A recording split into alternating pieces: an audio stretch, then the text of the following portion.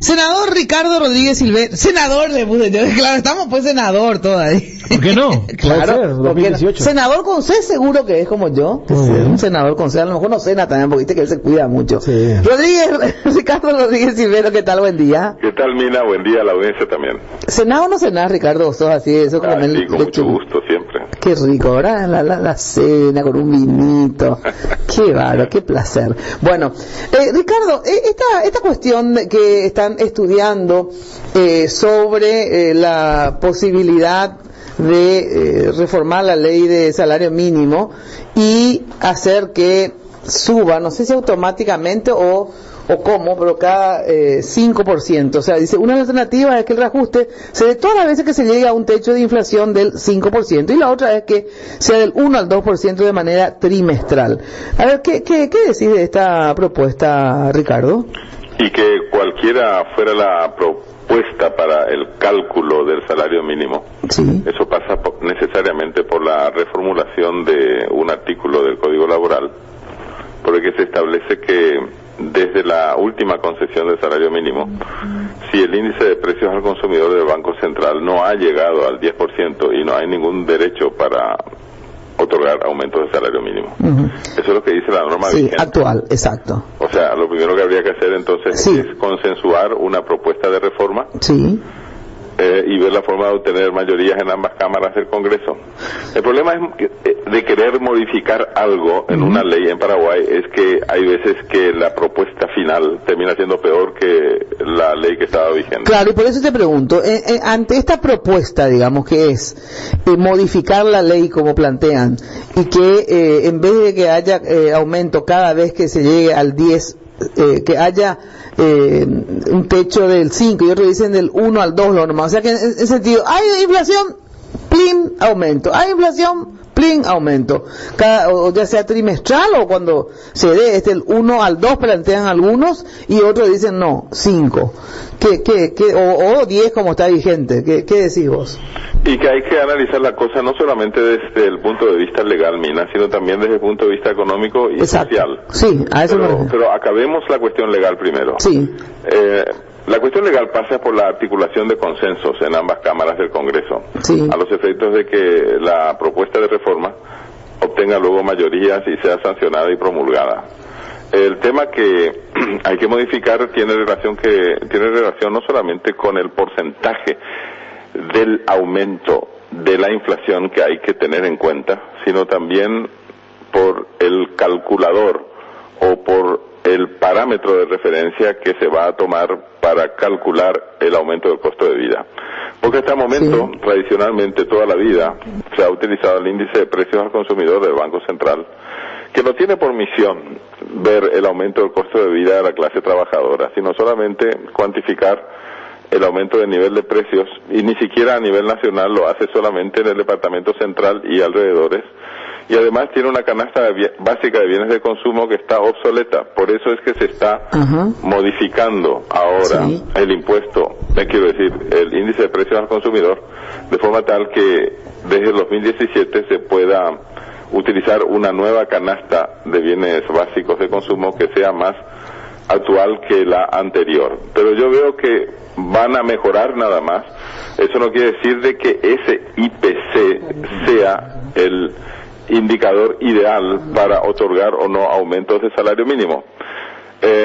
Tampoco es cuestión de achacar responsabilidad ninguna al Banco Central, porque el Banco Central no está para calcular el costo de la clase trabajadora en materia de canasta de bienes básicos de consumo.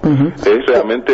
O sea que en realidad los cambios tendrían que ser un poco más profundos que hacerlo si el aumento se da cada vez que se llega al 5, al 1 o al 10, sino que ya está también, aparte de eso habría que ver el cálculo, cómo es lo que se calcula esa... el índice de precios al consumidor del Banco Central sirve solamente para cuantificar el nivel de precios, pero tiene dos mancos o dos problemas.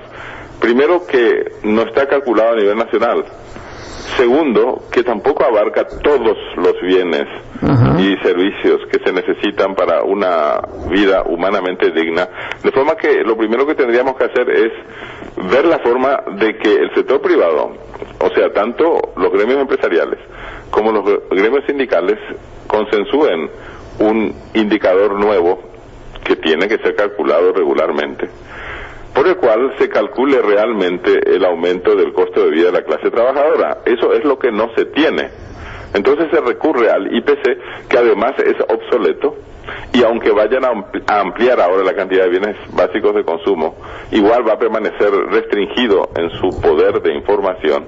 En otras palabras, Mina, ¿sí? Estamos utilizando un indicador que no es el adecuado, y sobre esa base se pretenden realizar aumentos de salario mínimo legal, que dicho sea de paso, hace referencia solamente a la parte privilegiada de los trabajadores que tiene un empleo estable y que gana más del salario mínimo legal. Claro, el 30% de los que tienen, entre comillas, la fortuna de tener un empleo estable, perciben ingresos monetarios inferiores al salario mínimo legal.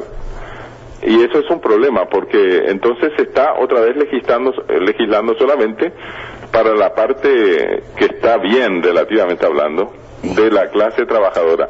Y aparte de eso, Mina, ¿quién representa en las negociaciones salariales a los desempleados o a los que viven en la miseria? Vos sabés que siempre yo dije, un día le voy a organizar a los desempleados de este país. Vos sabés qué poderosa debían ser, ¿verdad? No, ¿verdad? Sinceramente, el sindicato de los desempleados.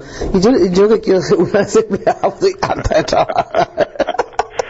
En otras palabras, sí. Mina, estamos haciendo todo mal, a retazos y utilizando algo así como intentando hacer algo pero haciéndolo mal y siempre.